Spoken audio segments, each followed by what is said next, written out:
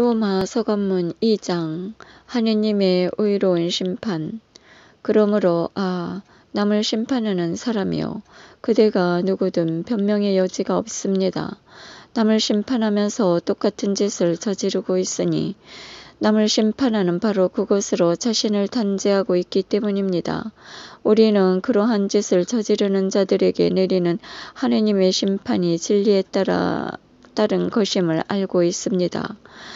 그러한 짓을 저지르는 자들을 심판하면서도 스스로 같은 짓을 하는 사람이요 그대는 하느님의 심판을 모면할 수 있으리라고 생각합니까?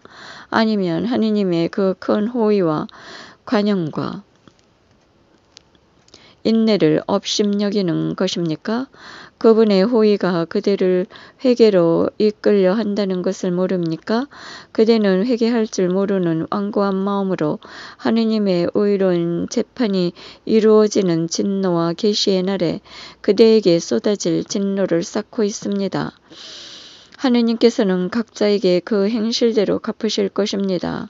꾸준히 선행을 하면서 영광과 영예와 불멸을 추구하는 이들에게는 영원한 생명을 주십니다. 그러나 이기심에 사로잡혀 진리를 거스르고 불의를 따르는 자들에게는 진노와 격분이 쏟아집니다.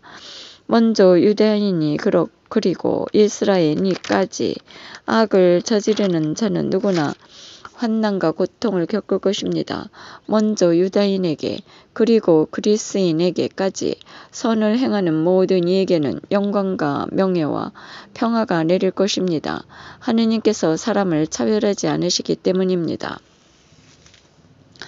다른 민족들과 율법을 모르고 죄 지은 자들은 누구나 율법과 관계없이 멸망하고 율법을 알고 죄 지은 자들은 누구나 율법에 따라 심판을 받을 것입니다.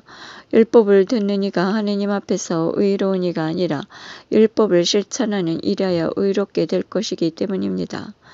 다른 민족들이 율법을 가지고 있지 않으면서 본성에 따라 율법에서 요구하는 것을 실천하면 율법을 가지고 있지 않은 그들이 자신들에게 율법이 됩니다.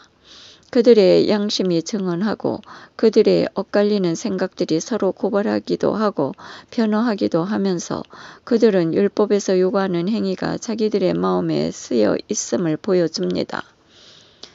이러한 사실은 내가 전하는 복음이 가르치는 대로 하느님께서 그리스도 예수님을 통하여 사람들의 숨은 행실들을 심판하시는 그날에 드러날 것입니다. 유다인과 율법. 그런데 그대는 자신을 유다인이라고 부르면서 율법에 의지하고 하느님을 자랑하며 율법을 배워 하느님의 뜻을 알고 무엇이 중요한지 판단할 줄 안다고 합니다. 또 자신의 눈먼 이들이 인도자고 어둠 속에 있는 이들의 빛이라고 확신하며 율법에서 지식과 진리의 전수를 터득하였으므로 어리석은 자들의 교사이며 철없는 자들의 선생이라고 확신합니다. 그렇다면 남을 가르치면서 왜 자신을 가르치지 않습니까? 도둑질을 하지 말라고 설교하면서 왜 그대는 도둑질을 합니까? 간음을 하지 말라고 하면서 왜 그대는 간음을 합니까? 우상을 혐오한다고 하면서 왜 그대는 신전 물건을 훔칩니까? 율법을 자랑하면서 왜 그대는 율법을 어겨 하느님을 모욕합니까?